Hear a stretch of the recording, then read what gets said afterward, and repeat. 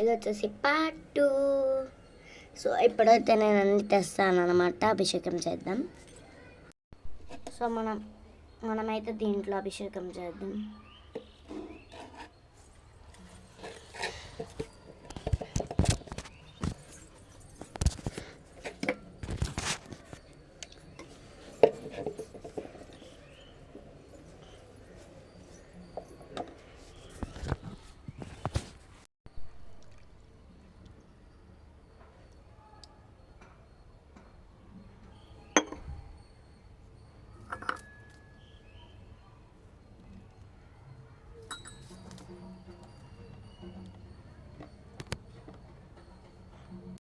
మన క్యూట్ హనుమాన్ స్వామి అయితే స్నానం చేసేస్తాడు పాలతో.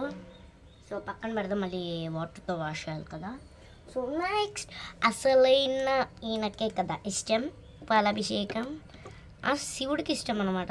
అసలు చేద్దాం. ఓం నమో కృష్ణాయ వాసుదేవాయ.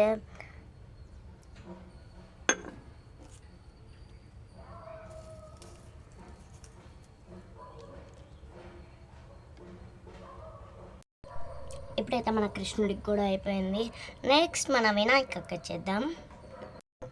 ఫ్లేవర్ బాగుంటుందని చెప్పేసి దీంట్లో అయితే రోజ్ పెటల్స్ వేసాను.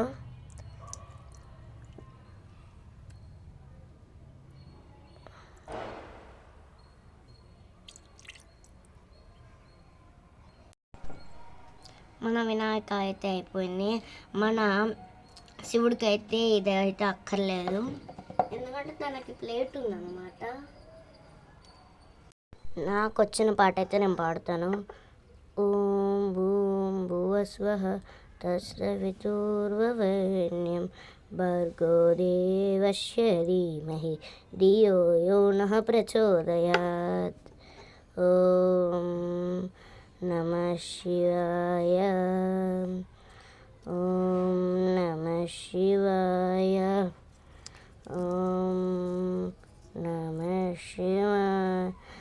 సుగంధిం పుష్టివరదార ముర్వాముఖమే వందన మృత్యుమోక్షీయమాంగుత. సో అందరు గాడ్స్ దగ్గర అయితే బ్లెస్సింగ్స్ తీసుకున్నారో లేదో నాకైతే కామెంట్ చేసేయండి. సో ఇప్పుడైతే వాటర్తో అభిషేకం చేద్దాం ఇంకా అన్ని దేవుళ్ళకైతే. ఒకేసారి ఒక్కొక్కళ్ళు కాకుండా అందరిని ఒకేసారి జగ్గులో పెట్టి చేద్దాం. సో మనం దీంట్లో ఉన్న వాటర్ని అయితే వాడుతున్నాం, డెకరేషన్కి పెట్టింది.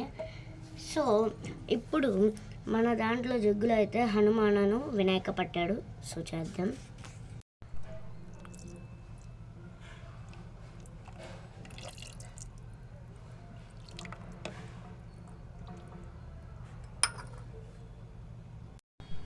ఇప్పుడు మన నెక్స్ట్ వచ్చేసి కృష్ణుడు అనమాట.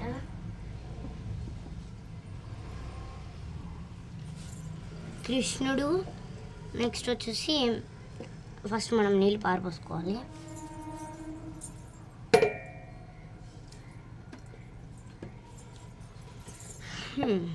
ఇప్పుడు వచ్చేసి కృష్ణుడు శివుడు అన్నమాట.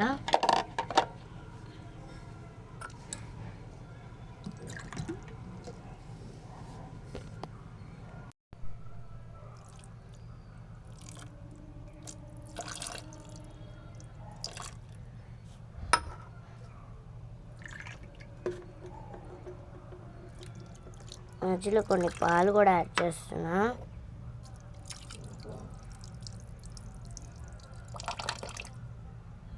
శివుడైతే మునిగిపోయాడు.